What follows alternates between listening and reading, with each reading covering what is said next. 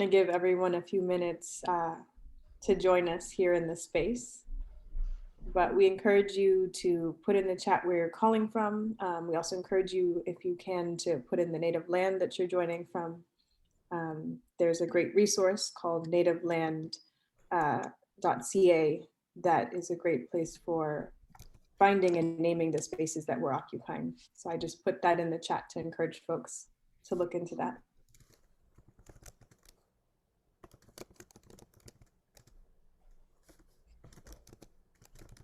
And we'll give everyone until about 5 after to join us in this space.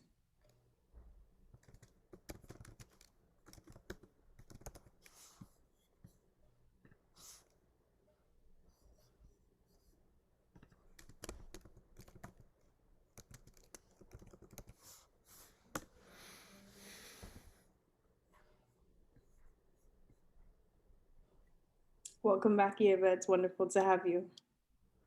Thank you, Nia. So glad to be here. Hello, Jewel. Hi, Eva. I was so excited when I saw you were going to be here. How cool. It's fun. I like seeing your name spelled yay vu.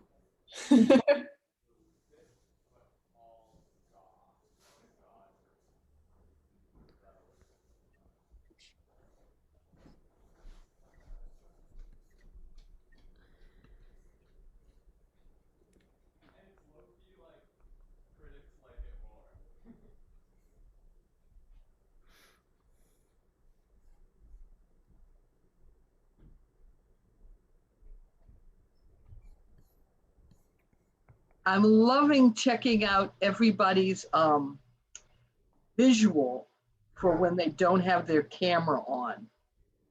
You know, it's kind of, some people are really creative. Like, I love Candace. That is great. It's so interesting.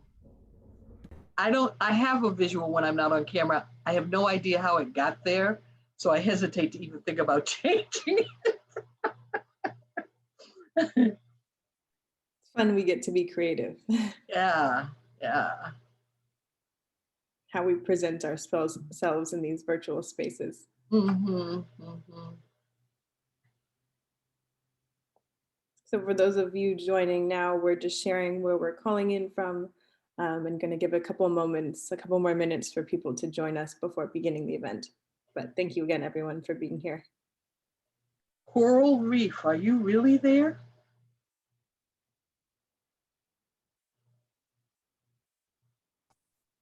Yay! I am. Hi. Hi, girl. Hey, I am here. Oh, good. There are so many people I have not seen since I moved to Oakland, so this is really cool. Mm-hmm. Good evening, everyone. This is Zakia. Good to be here. Hi, Zakia. Welcome back. Hi. Hi, Elizabeth. How you doing? Good. How are you, Norm? Okay. Here you are. Oh, cool.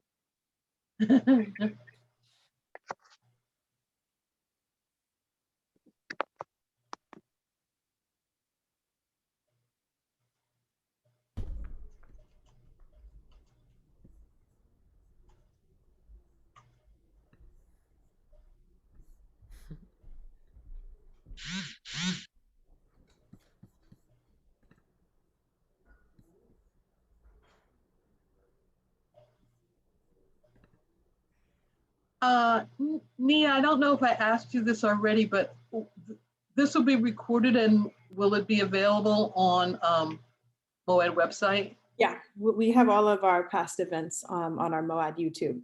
Right. Oh, right, great. The link to that, I'll definitely send it out to all of us here sharing in this space afterwards. But I can put the link to the general YouTube in the chat now. And for everyone here, all of our programs that we put on beyond just this series are available if you would like to go back and watch some that you may have missed or relive some that you experienced already.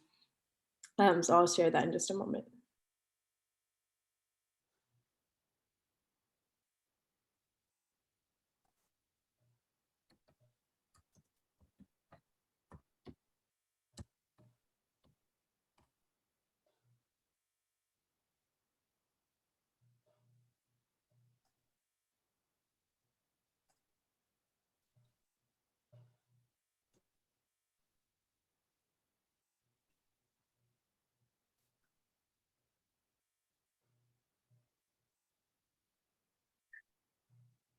Great. Well, I'm going to go ahead and get us started now, and I'm sure other folks will be joining us as the event continues. So to start, if anyone is not on mute, I would just ask if you'll please mute yourselves for now. Thank you all for being here to join our bi-monthly MoAD Open Mic. This is an ongoing series that we host every other week and here in this virtual space for now over a year. My name is Nia McAllister, and I'm the Public Programs Manager at the Museum of the African Diaspora. And as we gather here today, it is essential that we acknowledge the times we're living in and the current circumstances that we're navigating. MoAD stands with Black Lives Matter in recognizing and condemning the white supremacy and the ongoing systemic violence against Black people. We honor and mourn the senseless murders of George Floyd, Breonna Taylor, Ahmaud Arbery, Tony McDade, Casey Goodson Jr., Patrick Warren Sr., Andre Hill, Dante Wright, Anthony Thompson Jr., Ma'Khia Bryant, and so many others who have lost their lives from police brutality and racial injustice, including those whose names we do not know. In the wake of the recent guilty verdict of Derek Chauvin earlier this week, we find momentary respite, but remain in a state of mourning. Only in a world where Black children are allowed to grow up without fear, where Black people can live freely to grow old, can there be true justice. We want to acknowledge MoAD's commitment to racial justice is ongoing, and as such, we will continue to say these names to hold space and honor these victims. I also want to acknowledge the spaces that we're occupying, and though we're gathered virtually, many of us are settlers, immigrants, or descendants of those forcefully brought to this continent. And our institutions were founded upon the exclusions and erasures of the Indigenous peoples on whose lands we are located. It is with deep respect that MoAD acknowledges that even in virtual space, we here in what we call San Francisco and Oakland reside on unceded Chochenyo and Ramaytush Ohlone lands. And we thank these Indigenous communities of the Bay Area and beyond who stewarded this land throughout the generations. We encourage all of you to learn more about the native lands that you occupy by again visiting nativeland.ca.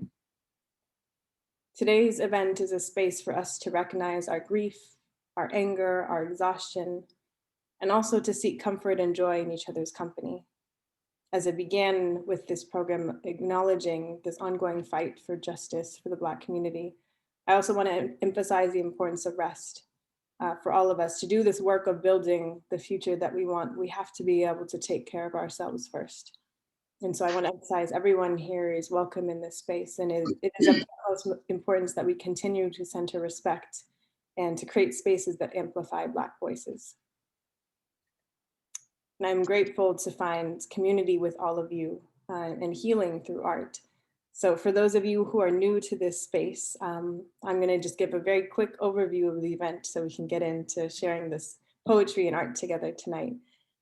So we'll ask that if you are not the person sharing, to please keep your microphones on mute out of respect for the space. Open mics are very interactive though, so we encourage affirmations. Please put your thoughts in the chat.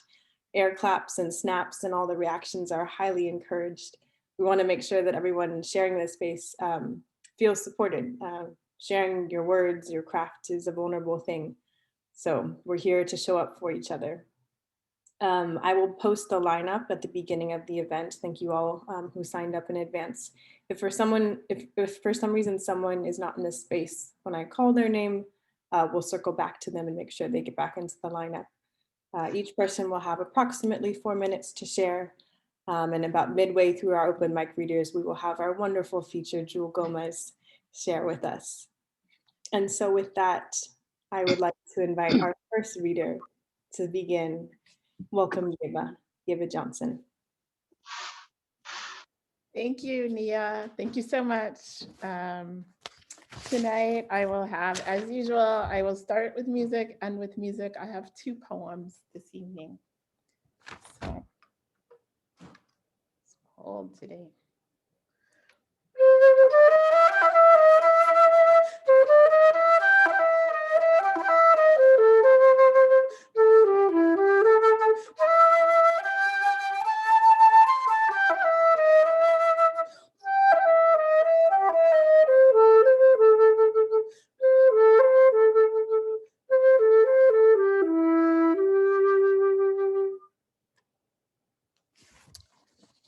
The first poem, A Chunk from the Wall. Just a smidge of relief, no tears, no shouts, no joy, no time to reflect on the upcoming sentencing of the first white police officer to be convicted for murdering an unarmed civilian. Because a few states over, yet another police officer has shot a teenage girl who was holding a knife. Something about overwhelming force, such a tradition in this country, which leaves dead children, dead adults in its wake in this nation made of occupied North American land and assorted occupied lands throughout the globe, grants our leaders the audacity to name this killing collateral damage in times of war and to cover these murders up in the intervening periods that are still a lack of peace. So I don't sigh a breath of relief. I keep on tearing, pulling, excavating, as we all do, attuned to the cracks where justice can seep into this wall of state-sponsored violence. And I bring my tiny chisel and my fingernails if need be, because each little bit counts. And this next poem is called Not for Crabs Alone. Integration dreams disintegrated when the 17-year locusts emerged from the ground like released souls of the slaves who lost their lives on the soil where I'd passed my childhood, ignorant of the emerging horror of that summer, where to venture outside meant certain death for the I can't remember if they were winged creatures, because all I remember is the deafening echo of the crunch of so many bodies underfoot, bodies creeping out of this dirt I had played in from the age of 7. Dirt that only revealed its secrets once every generation. No, I could never return to live in this south of the Mason-Dixon line state from which Harriet Tubman led so many to freedom.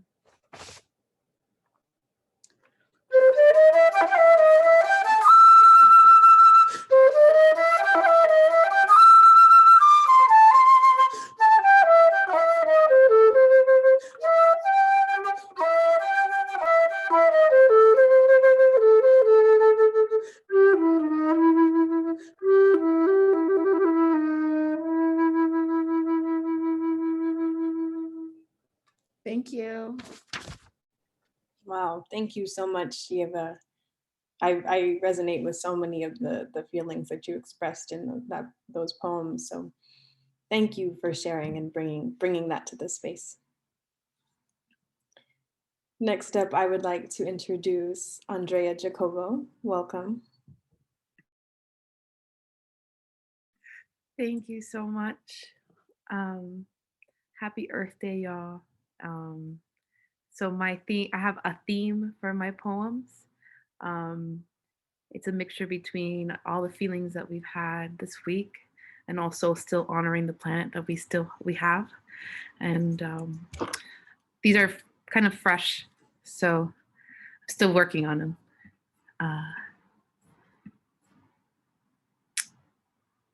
In my grandmother's house, en la casa de mi abuela Margarita, they would clean the floor, se limpiaba el piso, se echaba agua, they would put water.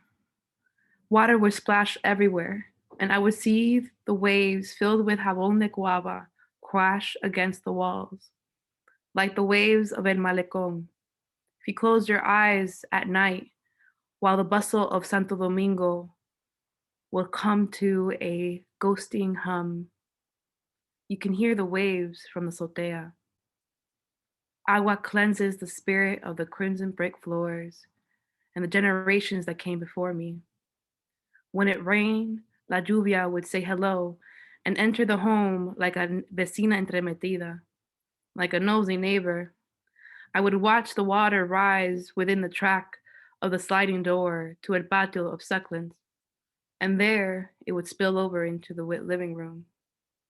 I always love an aguacero in the summer to cool the city, ground the people, allow my spirit to roam within the raindrops.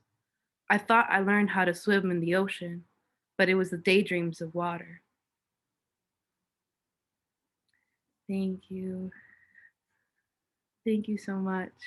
The next one is a short one. I tried to kill the plants you gave me, but the moisture of my love en vano became suppressed como un jugo de morir soñando. I love just how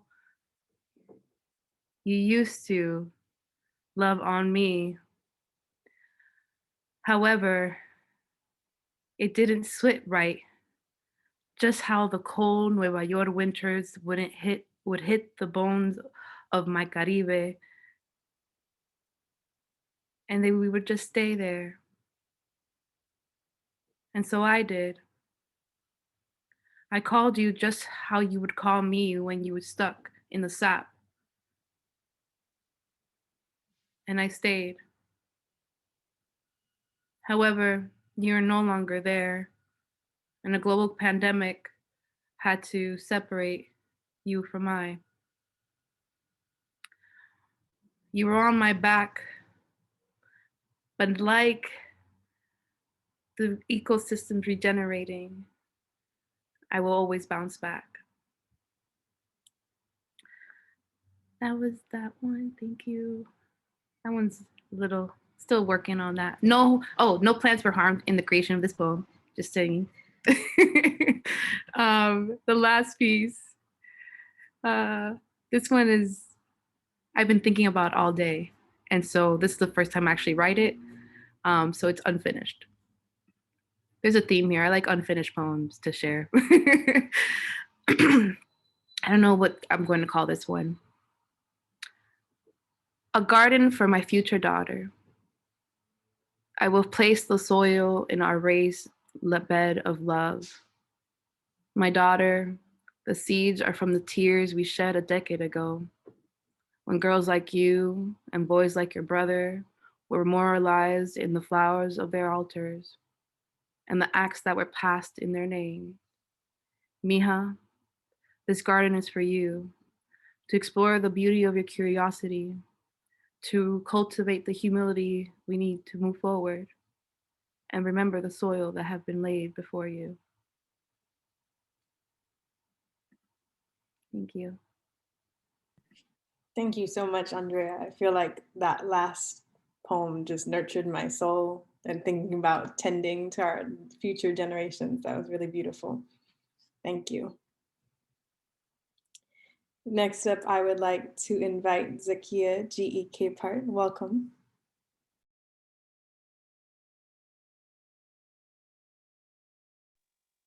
Thank you, Nia. Thank you. It's so good to be here. And I would like to read today from my newly published book entitled Ghana on My Mind, Poetic Reflections on Journeying to the Motherland. So I would like to share with everyone that on March the 13th of this year, on my launch on Zoom, I became the #1 best-selling author at Amazon, and in African poetry. So I will put in the chat afterwards the information if you would care to publish, if you would care to purchase my book. Okay, this is entitled Guyanian Fishing Village. So this is a book of short stories and poetry. Our supposed visit to a Ghana beach in Accra had been rescheduled quite a few times. When the visit finally went through, we found that all the effort was worth it. As soon as we got there, we placed our lunch orders in a cafe that reminded me of a fish and chips place I used to frequent in Harlem, New York. The delectable aromas emanating from the wild, freshly caught fish tantalized my palate and gave me a deeper appreciation of my sense of smell. That Harlem cafe could not hold a candle to the fresh fish at this Guyanian cafe.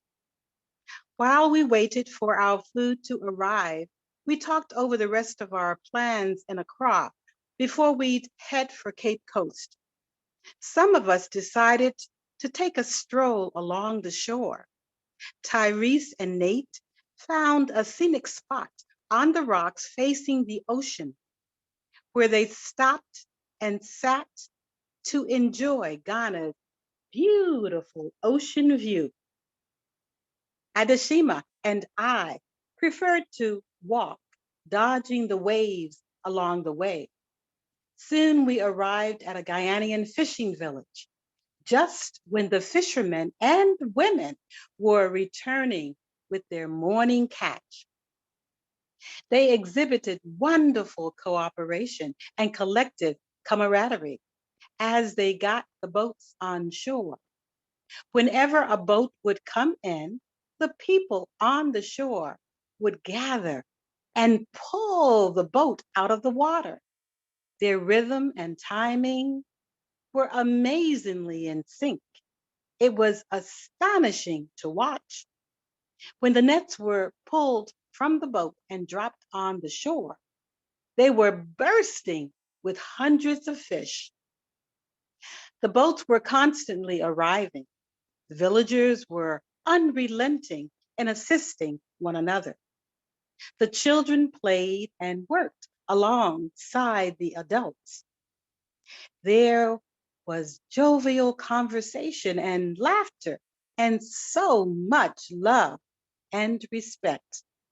Watching them inspired me beyond my expectations. After frolicking along the beach shore, we walked back to join the other poets for lunch. I smiled, reflecting on my lovely day.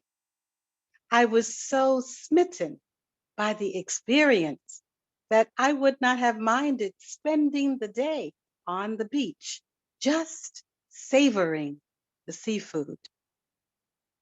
Then I submerged myself into the ocean and enjoyed jumping the waves. Thank you. Thank you so much, Zakia. That was beautiful to hear your words. And thank you, Elizabeth, for sharing the link to the book as well in the chat for everyone. Oh, thank you. Thank you so much. Next up, I would like to invite Aja Lene. Welcome. Hi, I'm Aja Lene. I'm so grateful to be in this space. It's all right, it happens. I'm so grateful to be in this space.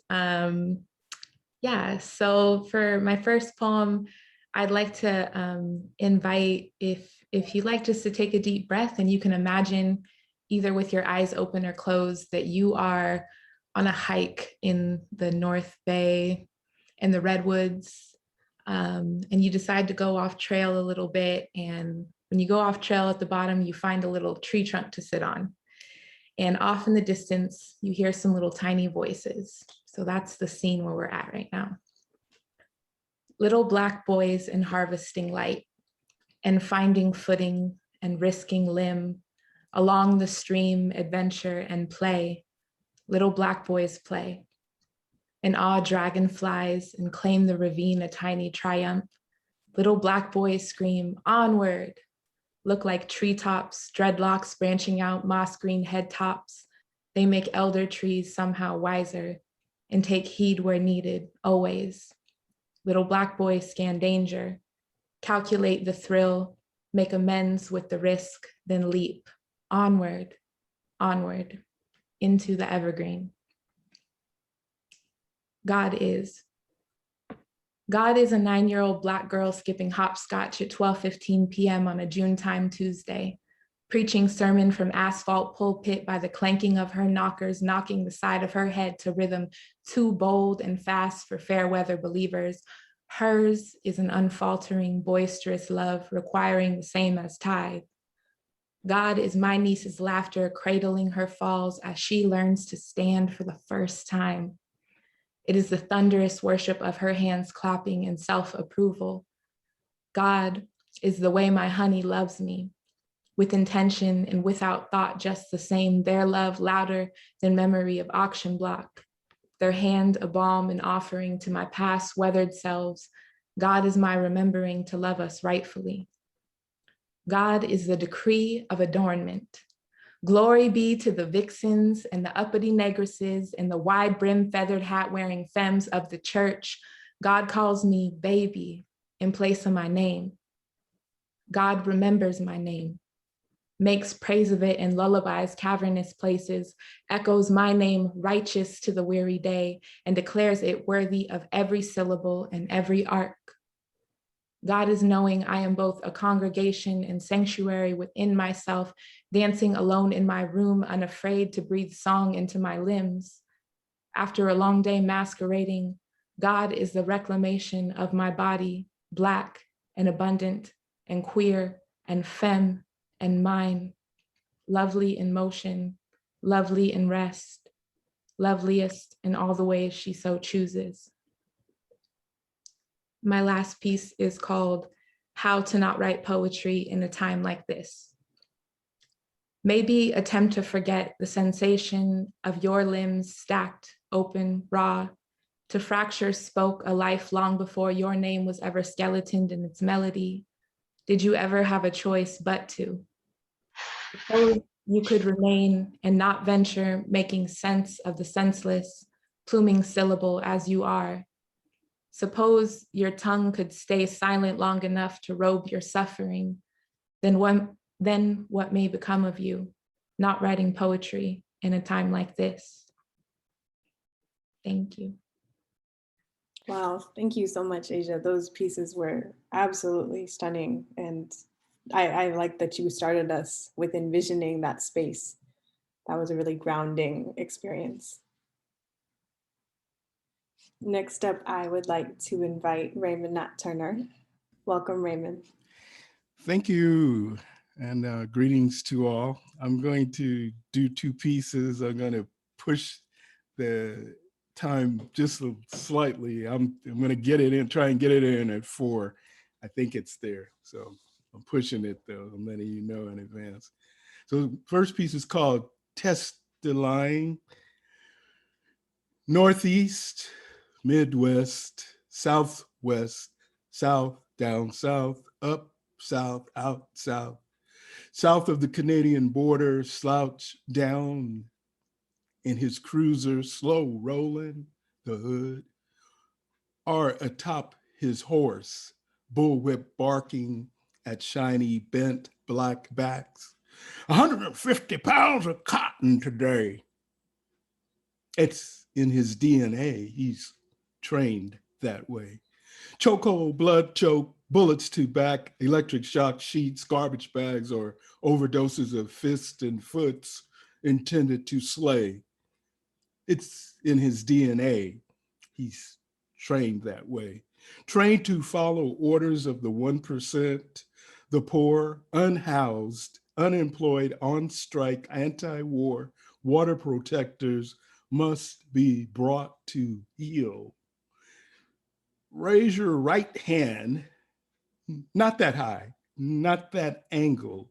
Do you swear to tell the truth and nothing but the truth, so help the founding fathers? I do.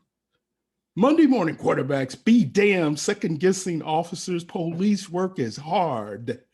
Foul mouth, disrespecting elders, handcuffing kids, terrorizing teens, beating people up, smashing doors, smashing heads, invading homes, forcing yourself on women in the line of duty. Being a bully, judge, jury, and executioner is not easy. And writing six-figure fiction, sending men and women away on upstate adventures is tough. It's a thin blue line between class and race. Do you know how hard it is to keep your knee on a man's neck 9 minutes and 29 seconds? It requires incredible concentration, dispassionate demeanor of a scientist or professor demonstrating for his students, focus of a TV prosperity preacher, preaching scripture about Satan, showing rather than telling, calm of a Super Bowl quarterback leading his team on a 9-minute, 29-second drive to pay dirt. No, you don't know how hard it is to work before hostile mobs, fearing for your life, fearing for your partner's lives, putting another Hulk Hogan down. It's a thin blue line between class and race. And this piece is called Trauma Trivia. We play America's longest running game, Trauma Trivia, gambling blue, daily, weekly, monthly, annually, decades, centuries at a time. We play it again and again and again and again. We play legal lynching, blues for 10. Name the cop whose tatted arm snuffed out Eric Garner's life, boot heel grinding cigarette butt into sidewalk. Name the executioner cop who kneeled for 9 minutes, naturalizing the apartheid state's neo-teen. We play blue steel police gang names for 20. Why do police gangs claim names like benevolent and fraternal? Name the police gangs whose initials rhyme with slop. We play navy blue nicknames for 40. NYPD Officer Williams was nicknamed Clubber because he frequented New York City jazz clubs. True or false? True or false? Oakland Officer Vasquez was nicknamed Choker because he missed free throws in pickup basketball games. Chicago Officer Davis was nicknamed Gloves because he battled cold hands throughout his career. True or false? True or false? Oakland cops nicknamed the Riders drove low-income West Oakland seniors to medical appointments. Why was Oakland Officer Saipano nicknamed the Foot Doctor? We played Thin Blue Mistakes for 10. Name the first cop to chart with I mistook my taser. Oops, my gun for my taser. Name the cop who had a hit covering it. Which cop charted with the hit I shot the black intruder who lived in the apartment I believe was mine? Name the cop who mistook Mike Brown for Hulk Hogan and gunned him down. Name the cop who mistook Walter Scott's back for a bullseye and commenced target practice. We play blue impersonators matter for 5. Name the Florida police impersonator that executed a teen for snacking while black. What father and son impersonator duo had a hit covering Junior Walker in the All-Stars Shotgun? We play America's longest running game, Trauma Trivia, gambling blue, daily, weekly, monthly, annually, decades, centuries at a time. We play it again and again and again and again and again, and only you and you and you and you and you and you and you can end our deadly addiction.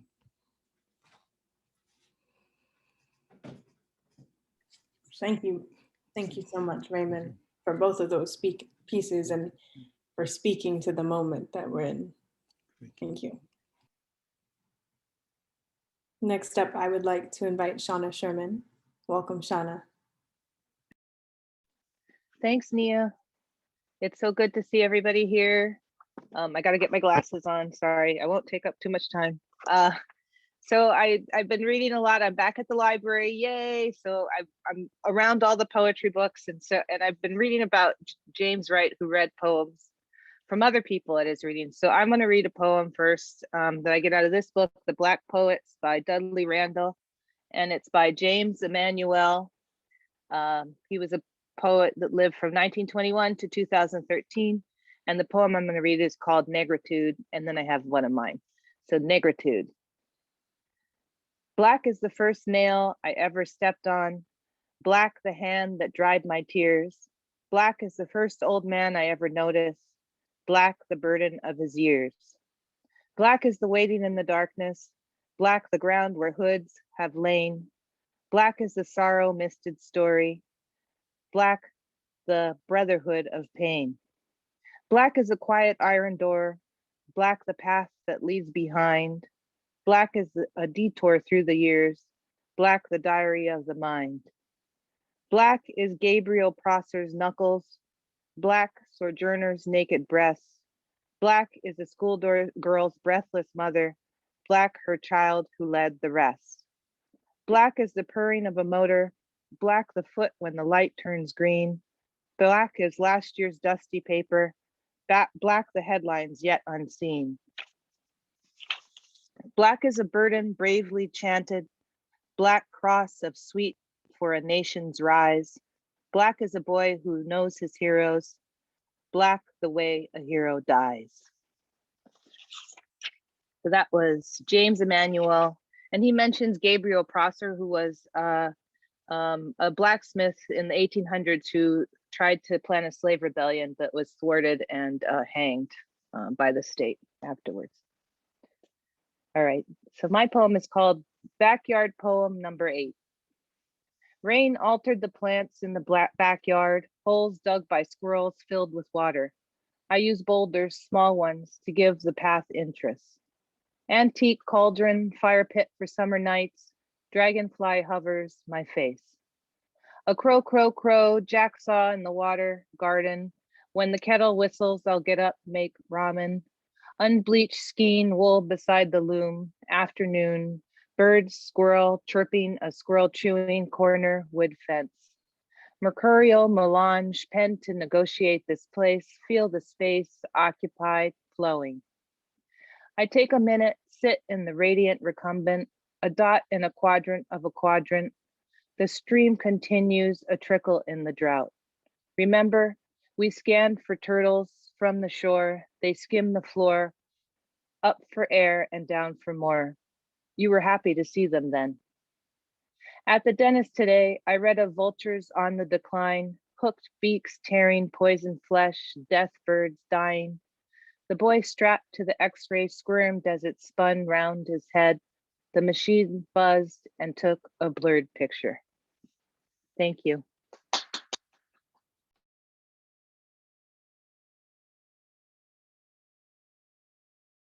Thank you so much for both of those pieces and for sharing that book with all of us as well. Next up, I would like to invite Norm Maddox up to the mic. Welcome, Norm. Hi, good evening. This is wonderful. You know that this is the place to be on Thursday night. So I have some pieces here, some new shit, some up to the moment stuff, and here we go. This is called More Than Words from Beyond Ether. I am humbled, words trust me, to compose intentional ecosystems, integrate images, actions, and feelings like an alchemist, changing the nature of love to something mutant and palpable. The pen will never be the same. Paper will want to learn to read itself. Blanks will look to fill themselves with ink and your voice. The poet will witness their own transformation. Next piece, Body Quakes. Mind spinning, heart breaking, soul shaking. Time is doing a retro, just when we was getting out of our own way. Normal is the goal privilege wants to return to. Like a penance, we need more broken glass to crawl through. Gotta turn around in my own skin so I can watch my six.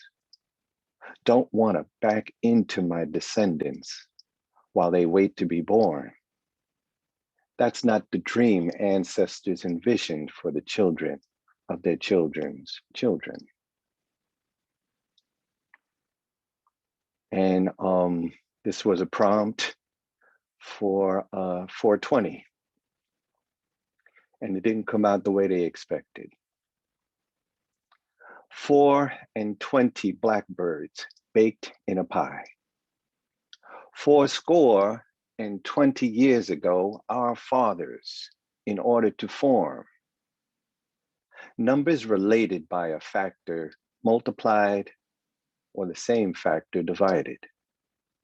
A day at the beach, a swim in a pool, born into this world, the first thing mama's looking for, 4 limbs, 20 digits, moving lips, suckling first milk. 420, 88 years ago, my lucky day. Mama got here in time to become my first home. Never wanted to leave, can't go back. No matter how far I live, home is just a mama away. Peace. Thank you so much, Norm. I love hearing the new pieces that you bring and the not as new pieces as you've shared. It's always wonderful. Thank you, Mama. Yes, the book is out. We'll make sure to get the link in the chat for Norm's book as well. Well, I am going to share a couple poems and then introduce our feature for this evening.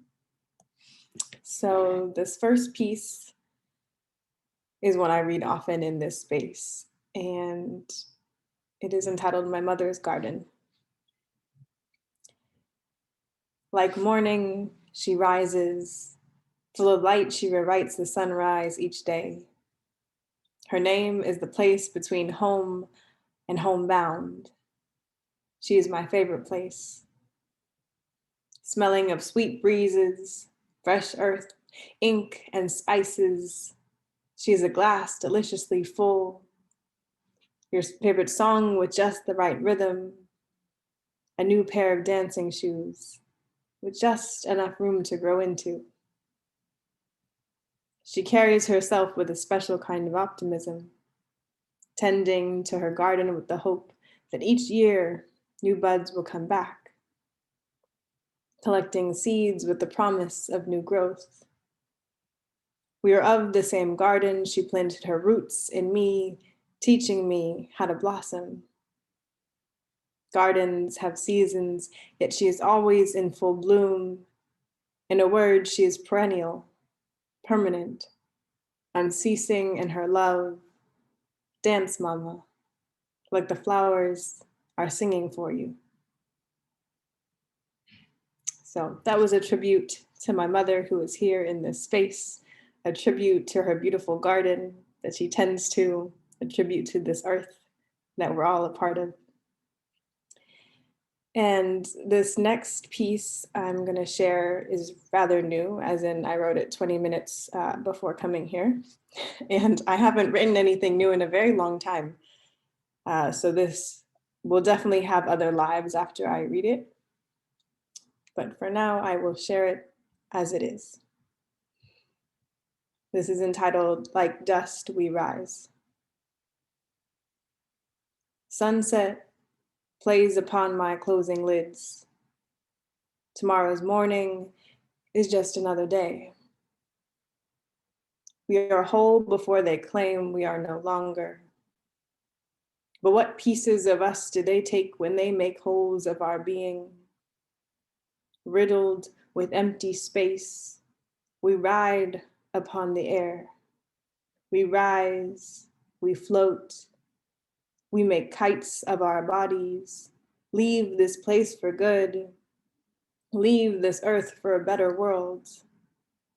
We have new imaginations to build, new forevers to create.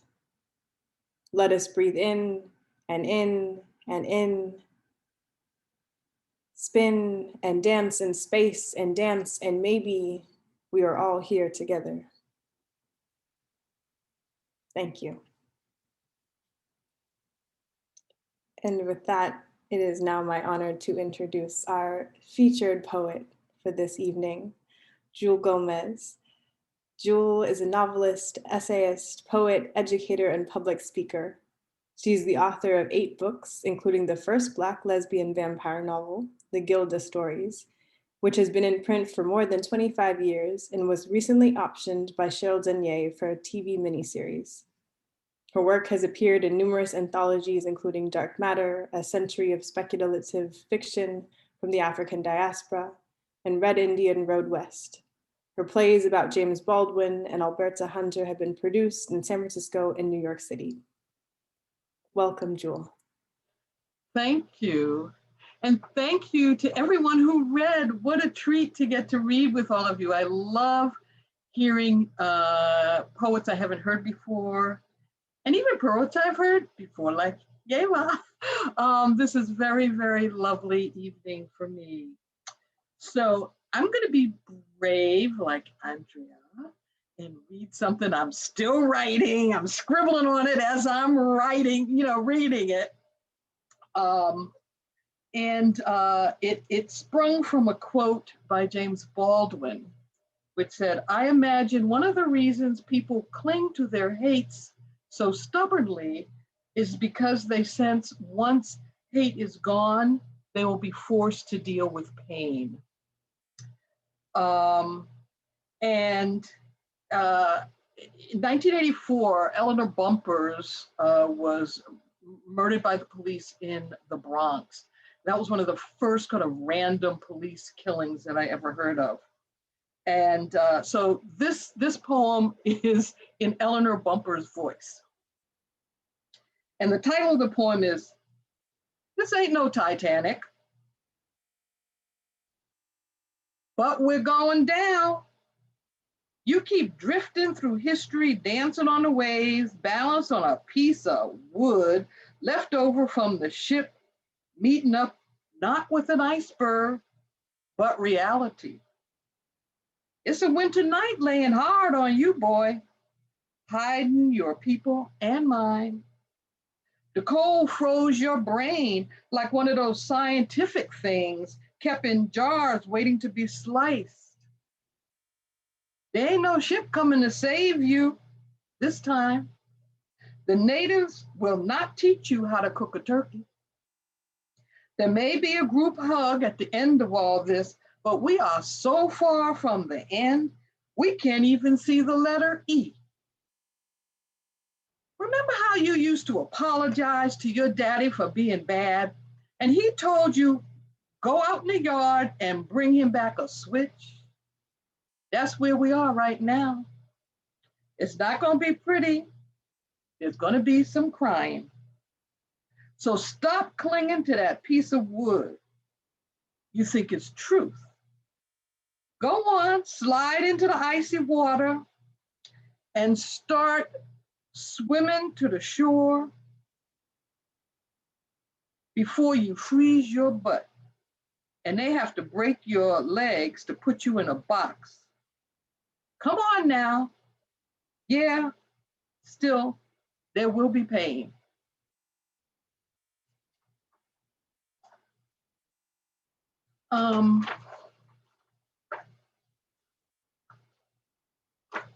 This poem is for, I wrote it for astronaut Sally Ride.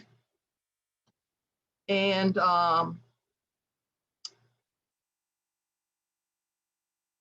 it's called We Are Everywhere. Being first can be a drag, overwhelming the accomplishment itself. The talk is of firstness, as if that is the secret ingredient to your success. First woman, first queer, first left-handed, first native, first Black, first Catholic, first Buddhist. The path that led to stepping into limelight is obliterated. The dust of rejection, the well-worn ruts repeatedly broached, the slam of closed doors and skeptical glances are ignored. The quality of first becomes a crown whose glitter blinds all to the toil and heartbreak, the secrets and soul searching. But it is those impediments which need to be highlighted. The mirror you consulted before writing your bio or smiling into the camera. It knows the harsh trick of light that reveals only your profile. Still, now that we know something of the secret you held, I want to see you in your gear again, youngest woman, first known lesbian in space. I want you to be able to take all of yourself out there in the vacuumed silence that is the universe. This time the suit you wear will be purple, and there's a portrait of your lover painted on the helmet.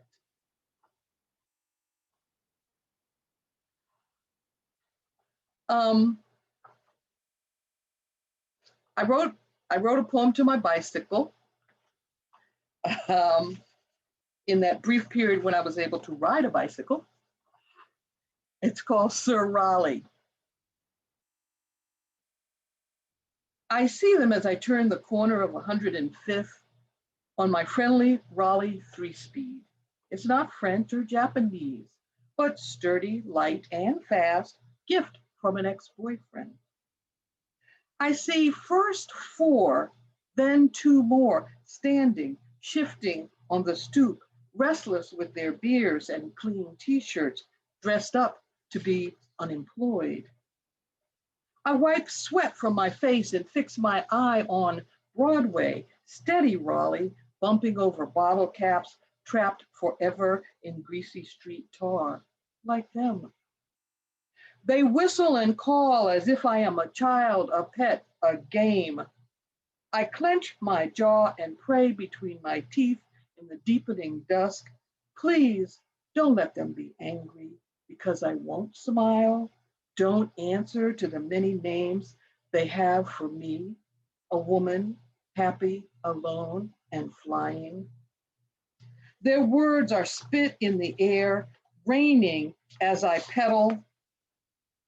One steps into the street, waving a red scarf and an empty grin, demanding I be pleased. I stand and pump faster, swerving, letting the wind whip my thighs. They grunt and groan as I pass, leaving them in city dust. Now I am laughing on my steady, sturdy Raleigh, the only thing a man ever gave me that was always good between my legs. I want to read, I've been inspired to read this poem since Zachary gave us her wonderful memories from Ghana. This is a poem that I wrote after visiting Ghana. Of course, this was 40 years ago.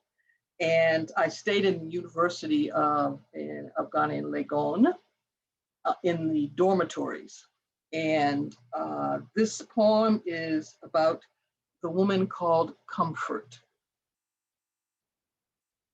My room is small with muted wood and a single bed. Outside, delicate lizards are bird-like in their bobbing patterns up the wall.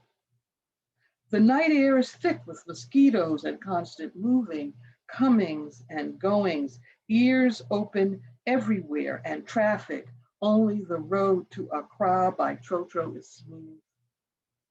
Upstairs, her rhythmic sewing machine is a clock, 8 a.m. till 11, 1 until 4, hand sewing after 7, and the students who come to listen to her stories. Her name was not smiled upon. Where she found men was too large a question. Young girls in the afternoon to learn stitches and womanly ways, to fold the borders neatly, cutting on the bias, emery balls, and sharp edges. Girls sniff the air, drawing needles higher, an attentive bend to their bodies. Sometimes the scent is clear. Men have been here at some time, but comfort shrugs. In her mind, only the reach of cotton through cotton as it creases the callous skin of her fingertips and a craw market on the weekends. I go up some evenings when the mothers stop to tell tales and listen to the pulse of their own anxiety dissipate under comfort's passion for their company. I try to be inside their language. Pessoas clink in the purse which hangs loosely at her hip, punctuating each movement to pour a glass for someone. Here they drink a potagie and chew the cola nut away from the clucking boy children. Comfort drinks star beer warm from a tall glass and keeps her shutters open. The lizards rest lazily above her window, lulled by the sing-song music of her scandals. On the road from town, in the bush, the question of comfort is too weighty. In her room, the singer machine is a chant of love. The women yearn to crawl into her apron, to rest against the brownness of her Igbo thighs.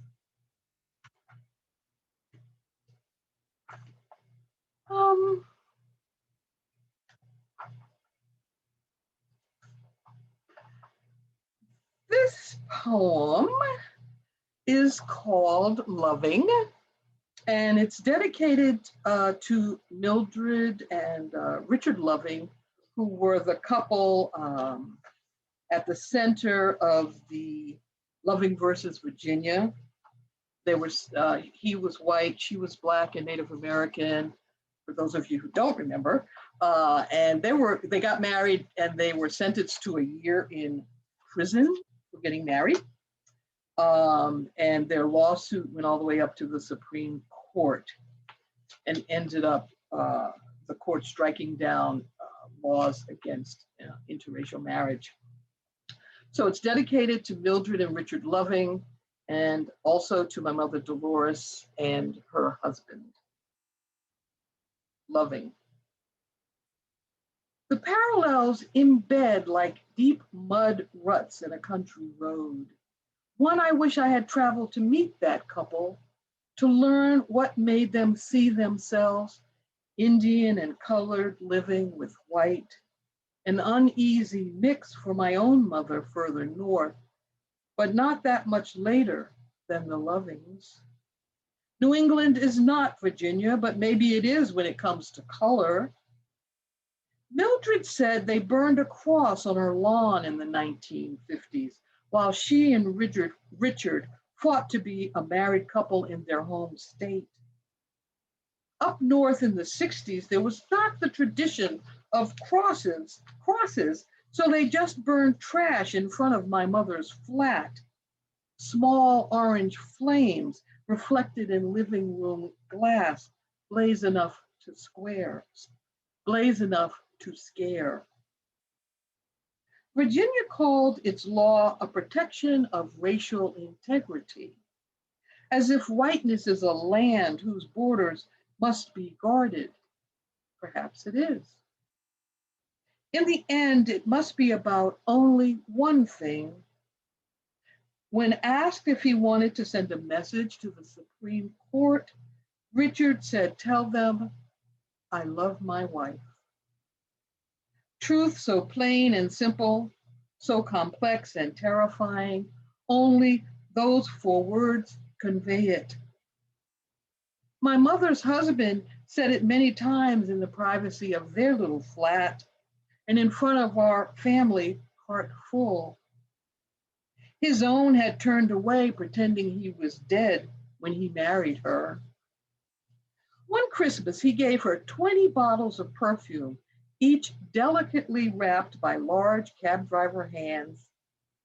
Admiring the little bows and the loving which went into each, I saw into a deep place that words could not reach. He made a choice to lose sisters and sons in order to have my mother. Not much darker than him, really, but from another universe in the mind of their small white town.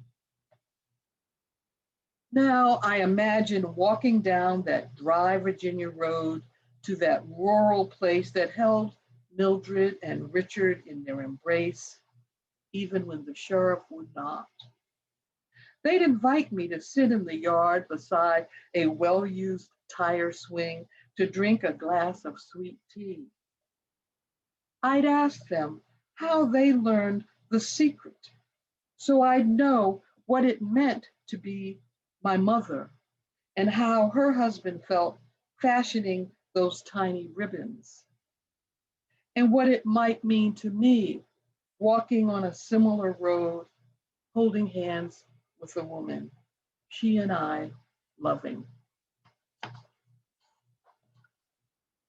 Okay, I just want to check my time. I don't want to overstay my welcome.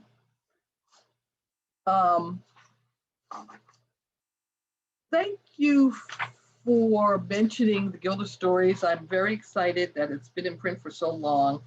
I'm going to read a poem that was one of the several monologues for when I turned GILDA into a theater piece several years ago. And this was one of the monologues. It's called GILDA Sings Desire. And what I tried to do in the monologues was give the audience a chance to understand what are some of the drawbacks to being a vampire. And one of them is that you have to leave people behind because you're getting old and they're not. So this is GILDA Sings Desire. Love is a mystery, the clouded peaks of mountains. I had it for her, for others, but desire is even more. Savage, self-interest, elemental, opening. To take, to reveal enough to take. Lay here beside me, feel me steal across you. When you sleep, suck your breath as they claim cats can do. Listen as I do this and be happy I have finally come. It may be death, but it is also desire. A fuel, not a place. I push you back into the dirt, the soil of your ancestors, slipping inside you like a farmer, reaching for new potatoes, moist, solid prizes, small scarlet reminders of survival. Hold on to that rock at your head, to the grass at your side, but not to me. I am motion, living within the moments that have survived the past. It's not difficult being Black, being Negro, being colored, being woman, being nigger. It's difficult being and being and being. Emptying out and refilling, reusable container, wanting.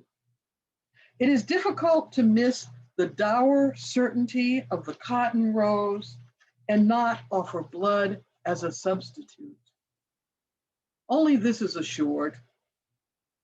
Desire lies in sweat, incoherent words never repeated before friends, and the loud song offered up.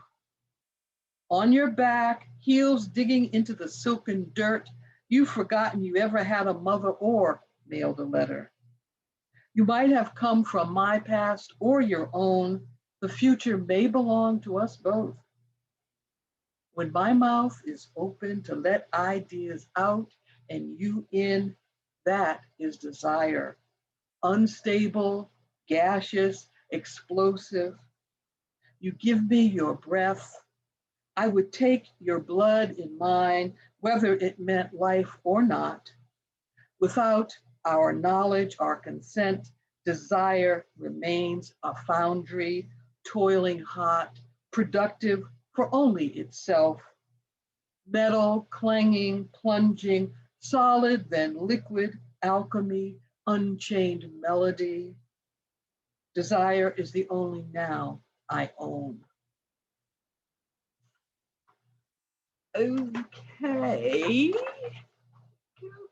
I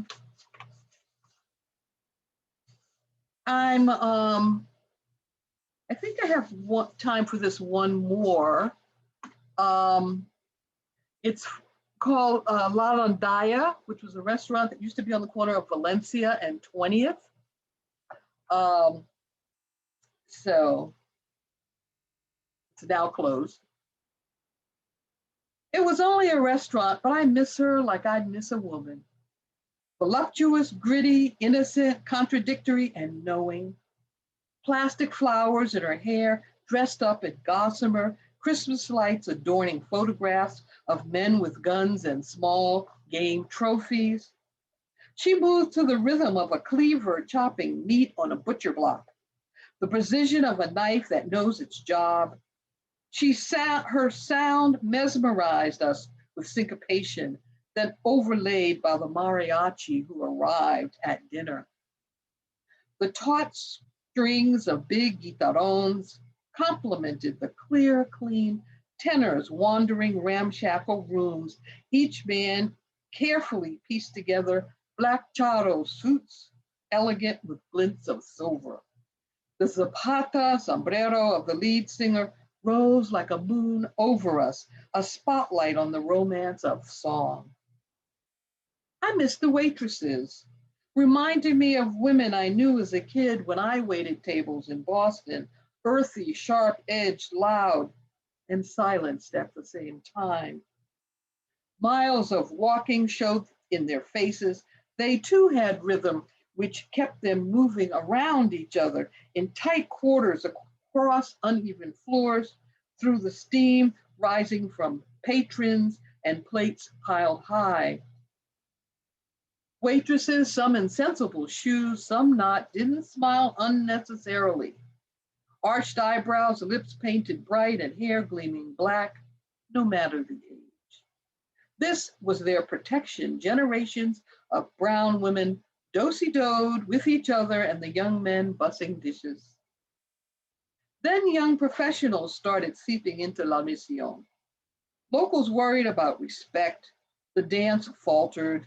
Blue-collar workers migrated up from the Americas to the South, still sought the essence of homeland, rhythm, color, taste. She was not the only Mexican restaurant in La Mission, or even the best. Now there is a upper-class cuisine, vegetarian tamales for tortilleras like me, burritos from a truck, and all things wheatless, sugarless, and brownless. But nothing is like her. La Rondalla, where we drank a pitcher of margaritas from old-fashioned champagne coupes, maybe sitting in the booth behind the guy who'd shot one of those rabbits in the picture above the table. One night we celebrated alongside a lifelong waitress who marked her 65th birthday. We tried new dishes, sitting near students from New College who had no idea what they were eating. We hummed to the music, not knowing Spanish, but feeling it thread through us. For now, La Mission is still the place for burritos, the sex toy shop, secondhand stores, funky hats, acupuncture, greasy breakfast, old movies, and gritty theater. But I do miss her. Turns out, rondalla means two things in Spanish. Minstrels like the mariachi players, wandering, serenading with as much care and precision as the waitresses walking or the chef chopping. La rondalla also means a fable, what the cooks and waitresses created, an enchanted story place where, despite poverty or gangs, people from La Mission came together to do what all families are supposed to do, eat and sing. Now I peek in the window when I go by, wondering where they've all gone. Have they taken their magic, their music, their fables to a new place? Vaya con Dios, my darlings. Thank you all so much. Thank you so much. Thank you, Jewel, for all of those pieces and stories and for sharing with us. It was just a joy to be in the presence of all of those words.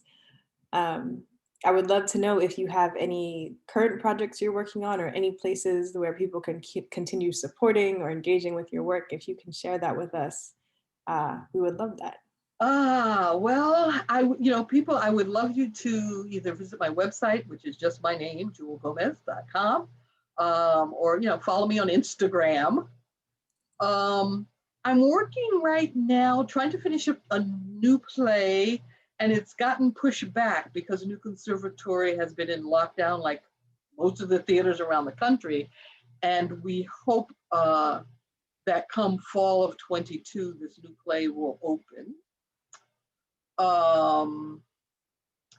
So, just come to my website and I try to post new things. I'm trying to update the website and post new stories, and I'm going to post some more poems and update information on the plays as they come to us.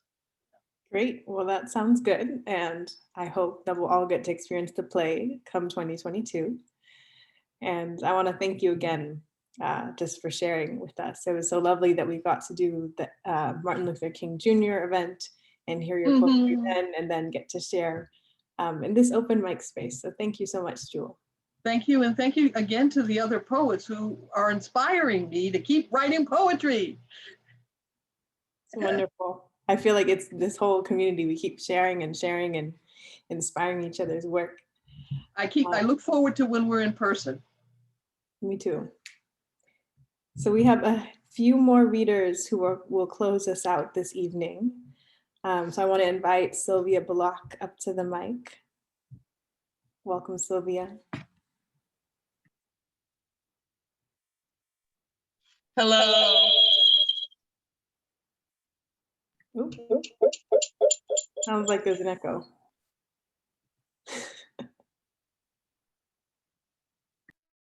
Let me fix that.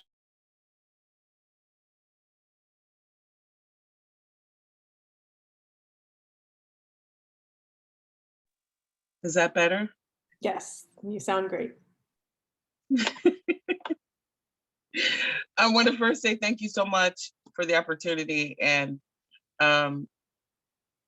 this has been a weird, from the last time that I was able to join your open mic, I was able to make Queendom Network an LLC and promote the idea that people who are able to do poetry and speak in the way that we do and write in the way that we do quite possibly could be contractors, and rather than monetize our art, which is priceless, be able to monetize our skill, which delivers that priceless gift. I'm going to just do a couple of poems, and I would like to say that between the large group of Nomadic Press books that just came into my possession, and that I know 4 poet laureates across the country, and all of them are African American. I will not cry. All 4 that I know are African American. I feel so represented as a poet. Thank you so much. Thank you so much. So, what I'm gonna do is I'm going into my National Poetry Month collection. And again, thank you so much for the opportunity.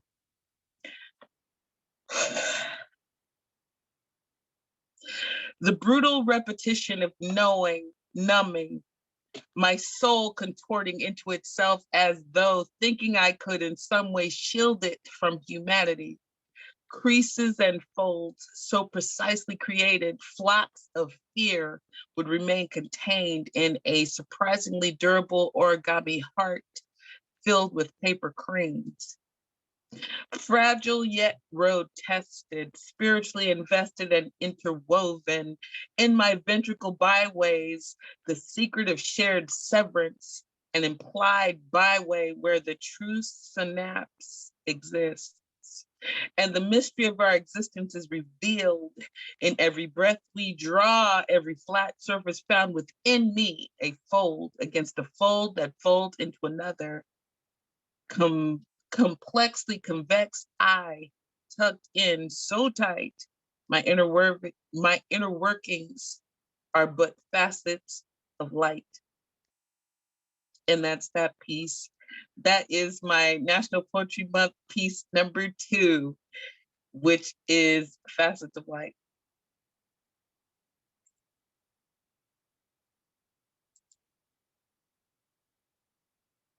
My next piece is, I was kind of taken aback and I felt like I was the bad guy. So I'm just going to say that the title is Guilty, Guilty, Guilty. And you already know what it's about. The chance that justice would prevail expired with George Floyd's last breath. As each functioning neuron ceased, the chance for righteousness also died. When the manager did not report the bill to the bank and instead called the police, the opportunity for a fair trial of any kind was missed. When the momentum of overreaction was obtained, the chance for unbiased resolution was retracted. When a teenage girl was triggered enough to record what she saw and share it, the chance for a standard operating procedure was erased. When an actual trial of a police officer commenced, the chance for another unanswered murder still loomed large. When the only evidence that withstood all others was the video of a triggered teenage girl, the chance to fix a broken system was thrust in its inevitability into the face of the world. When the call was guilty, guilty, guilty, the chance to breathe a sigh of relief that justice at last prevailed was denied to George Floyd. Short-lived to those who know that one drop in a cup that should be a bucket is not a drink to any but the ones weighing the water. Ill-gotten to those who believe the involuntary sacrificing of a life is worth the cost of justice. Lost to those who cling to the privilege of not seeing the erosion of the world outside their perspective. And enough for those who will take the winds where they come to fuel future winds. The chance that justice will prevail expired with George Floyd's last breath. The exhale of a nation answered with one collective French inhale. Next, Brianna. Hashtag puff puff pass 420. And that's that piece. The last piece, I am humbled and honored to say, is my Griot seed piece. In March, I created I created a poetry style that makes us review the myth and truth of our existence. I'm having a problem pulling it up right now, so please bear with me. The point of me making a new poetry style was that rather than have vowels and consonants and how many syllable counts really be what we use to count an actual poetry style, maybe if our poetry styles really reflected the storyteller and instead started with a kernel that is either truth or lie or a part of our thought process or a sense that we would return to the griot style of poetry that the Western style of poetry is based on. And I'm sticking to that story. Words roll off my tongue with pool cue backspin. I try to look my best when dressed in where you've been. I've got Maria's, Consuela's, Karen's, Kathy's, and Becky's as my close friends. Not being Black enough was the worst of my sins. I shed what I considered too Black due to so-called developmental feedback. I bled from my soul, craved love like crack, and earned credentials on my back. What is labeled as my Blackness is used as proof of what I lack. When not used like a brand new Cadillac, I'm too often forced to prove that I am Black. Nothing that I do will make me not Black. Nothing that I do will make me more Black. Nothing that I do will change the fact that they think I'm nothing because I'm Black. Mine eyes do know the truth of what is said behind my back. Every professional feedback feels like diversionary attack. Multiple flags on the plays, and now we review the playback with this pen that I wear. This narrative I hijack. I am aware of what they say. I am influenced by what they say. I am ready to change how much what they say influences me.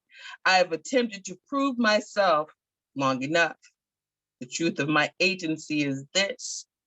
The truth is my mercy when I could have come rough. The proof is in my poetry delivered in the buff. I have nothing to prove. Done sweating the small stuff. I am Black. And that is enough. And that's that piece. Thank you so much. Thank you, Sylvia, for sharing all of those pieces, introducing us to this style. I really appreciate hearing from you. Next up, I would like to invite Robert Zachary. Welcome.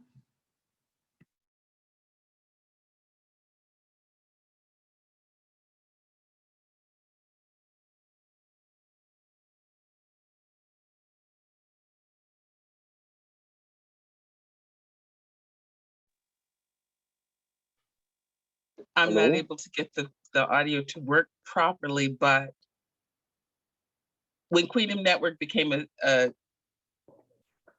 corporation, you can find me at www.queendom.network and www.uprising-radio.com. Thank you. Great, thank you, Sylvia. If you can put that in the chat, that would be great. Robert, are you here with us? I am. Can you hear me? Yes, we can hear you. Okay. I have one poem. I wrote this poem during the pandemic, the heart of the pandemic, and I read it to my high school class, class of 67, at a prayer breakfast we had representing Martin Luther King Day and International Women's Day. It's called Can We Dance? Can we dance? Church folk call it testers and triers, going through for the Lord, even though I doubt if the Lord sent this shit. You know, this contrived pandemic with our folk dying faster than the count, lost deities among us like my mother, who we always thought would live on always. Church folk dance a dance to the living spirits on a Sunday morning call to worship. They dance a dance to sounds of music going off in their heads from Saturday night's drag at the local club, dancing totally without guilt from steps they practiced on the dance floor nights before. Can we still dance after lost delusion of souls hallucinating on pints of liquid lie mixed around smokeless fires, unearthed under skull and bones rhetoric, fueled by lost dreams, etched away in non-melanated skin, strike up an organ, playing Shine on Me. See if we can still dance over open graves, waving goodbyes to anointed legacies, lived to assure our path from ancestral dreams and water ponds underneath misconceptions on race. Time me, come on and time me, I say, while I dance to a hymn inscribed out of pain. We can still dance a healing dance while fools play on a word some of their own church folk never believed in, disguised over by nice words, by men never trained to respect themselves. A family had zero respect for humankind. Yes, undignified less men using nice words that sound as if they come from the mouth of God, laced with traces of Jim Crow language from afar. Tell the praying watcher, come get down, down on knees with the low-down strut, for the prayer being the dance becomes the prayer while we worship soulful prayer tunes, fiddled on an organizing, agonizing chant, ready to move our feet on rice pebbles of beauty, inspiring a spiritual revolution without violent punches, born out of people not afraid to own their own political savvy, hatched by a sophistication outside assed up politics. Dance, dance on Freedom Row. Stand in step for our children's mind to know. Joy coming in the morning sun. Ask yourself, can we still dance? Yeah, still dance in the morning sun. Thank you. Thank you, Robert, for that piece. And I feel like it was so uplifting to think about how we can all collectively dance. Thank you. Thank you. And next up, I would like to invite Tarita McKell up to the mic to close us out this evening. Welcome, Tarita. Hi. That was a beautiful piece. Everything was beautiful. I am having I don't know, there's something happening in the biosphere here with stomach. And anyway, yes, the poetry, the daily thing. Something said to read this, but it's not, it's a work in progress, but I have others I'm going to read. Want me to forget. Want me to tiptoe in hypermetaphoric wordplay. Macabre deals want me to forget and not reveal police killings, unarmed, yet they want me calm, want me to forget. Broadcast of Nazi prisoners on farms brought to America want me to forget what the guards said. They didn't want to hurt the Nazis if they tried to run away.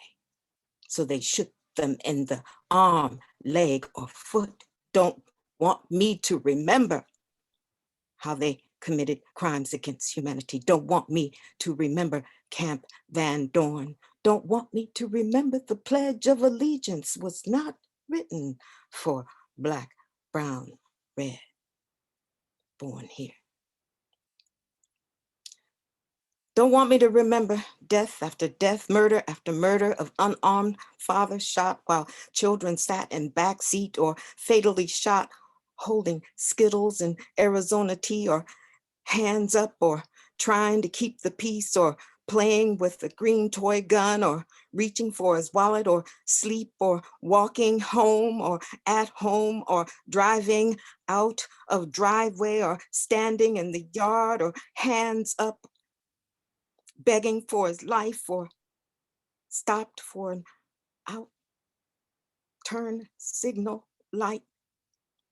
Fathers, mothers, children, sisters, brothers, aunt, uncles, G-mas and pas, and 107 to date made to lay face down, shot in the back, one up to 17 times. Police ignoring, please don't shoot. I have children. What good did that do? This word work is for you. We will not forget. The next one is it's kind of on a beat. Well, I'll let you be the judge. It's a rhyme, but considering all I've been hearing on the radio and things that it's called Hidden Agendas. Why don't you play Hidden Agendas with me? It's a game of manipulation that will set you free. It's an aphrodisiac of the mind. It's a psych game of politics of the very beast. Best kind. When you play this conscious game, you win so much better. You don't have to play fair down to the letter. So what about those innocent minds? You're gonna run into those all the time. Come on, play Hidden Agendas with me. Child, I got game plans that will set you free. Is one drawback? Not bad at all. Keep notes, mental or otherwise, so you don't take a fall. And avoid being direct. Play weak against the strong. With this politicking, baby, you can't go wrong. I know those innocent minds will stay away from them, baby, because they'll blow your mind. They're so direct, they don't go for show. They're into body sense and love of the soul. Well, I so love Hidden Agendas. Why don't you come play with me? And if you play it right, you can do whatever in hell you please.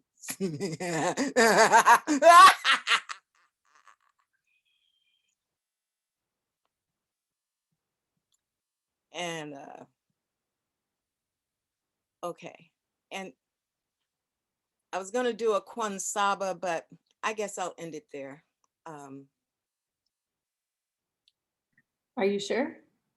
Well, you're on a roll. This is on from it's a form poem. It's one of those poems from Southern Illinois University.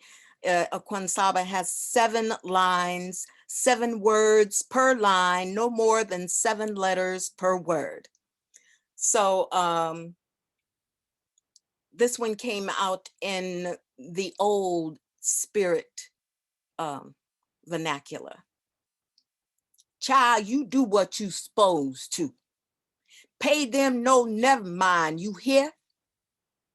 They rhythm ain't yours to have ever.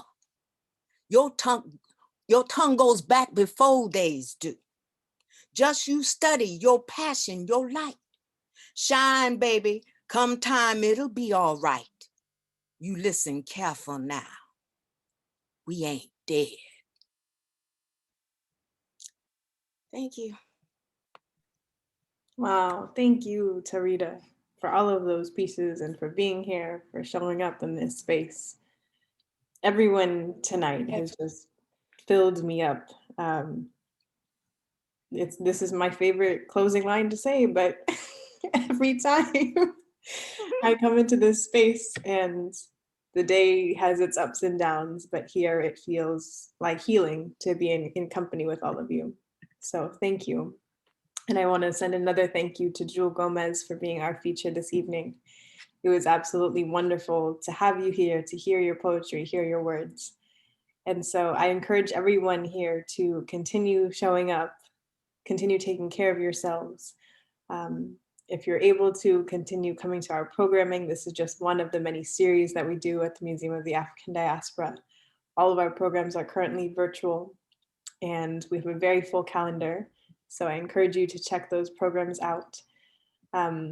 If you're able to financially support the museum, we do appreciate that as well. You're welcome to make donations through our website, which is MoAD SF, or also by texting the number 56512 and typing the words MoAD SF. And lastly, we do love to hear from our communities. So if you are just able to take a couple moments to fill out a program survey after the end of this call, we really do appreciate that. And we'll apply any and all of the feedback and affirmations that you share with us. So thank you again, everyone, for being here. And I hope that you join us again in 2 weeks. We're already in May, so our next open mic will be on May 6th. And I will be putting the link to our next open mic in the chat for all of you. But I hope you join us, and I hope that you all have a good rest of your evening. Thank you. Oh, yes, I didn't get a chance to mention, I always forget what, I listen to people promote themselves and then I forget myself. So yes, there is a Synchronicity, the Oracle of Sun Medicine, my book by Nomadic Press, and the Patrice Lumumba anthology that has some amazing writers in it. And it's in collaboration with Eastside Arts Alliance. And so that's taking place. And then this Saturday, The Door, I'll be performing this Saturday at The Door. Thank you so much, Tarita, for sharing those with us. And Tarita's book, Synchronicity, is actually available at MoAD, and I'm going to be putting the link for that in the chat as well. And again, this is a poetry community, so I encourage people to keep attending each other's events, showing up, supporting each other. So. Thank you, Nia and Elizabeth. Thank you, and everyone else. Thank you so much. Thank you. Thank you, Jewel. Thank you. Thank you for all the readers tonight. See you all next time. All right. Thank you. Bye-bye. Take care, everyone. Thank you. Blessings. Thank you. Thank you and good so night. much. Thank you. I Thank hope you. that Oh my this is available gosh. for download. Thank you. I love you guys so much. Thank you. Thank you. See you soon. Thank you, Norm. Thank you.